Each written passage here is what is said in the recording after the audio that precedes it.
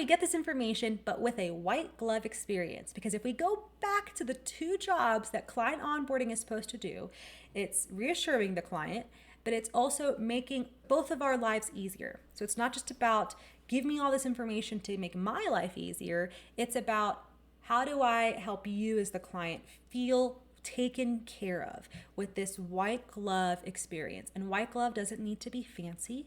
It just means easy and intentional. Like I do not have to worry or think about it. An example from our business would be we create a support plan document that says, hey, here's all the things that you have to give your VA access to. You don't have to do it beforehand. We could do it on the onboarding call together.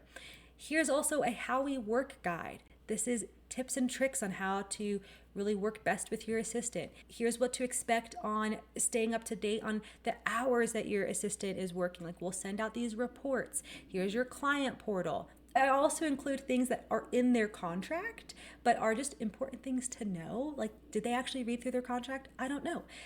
They might have just signed it. So that how we work document reiterates some of that information, and they don't have to read through all of it because we also talk through some of it in a very conversational way on their onboarding call. This is saying like, hey, we have this checklist of information that we need. Is the best way to gather it with your type of client? Is that going to be a form? Is it going to be, hey, we got a lot of this information in the sales conversation, so we just need to make sure that the transcripts have an AI summary that's in the CRM so our ops team can easily see that? Is it going to be an onboarding call to get some of these things?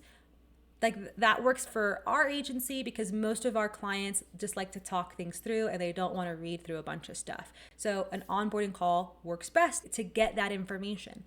For some clients, some industries, they don't want to waste time on a call at a meeting. You got to think through back to that ideal client profile, back to what you want the clients to experience. What's the way to connect step 1 and step 2 in a very easy way? And there might be elements in this step 3 that you're figuring out that like, okay, I need to get this, I need to get that, but I, as the owner or as the consultant, whomever, don't want to be doing those things. That's where an assistant, a virtual assistant can play a really great role, is helping you really have an awesome client onboarding experience where you don't have to touch a lot of stuff in this process. The assistant is doing it in a way that is contributing to client retention, referrals, and an easier project.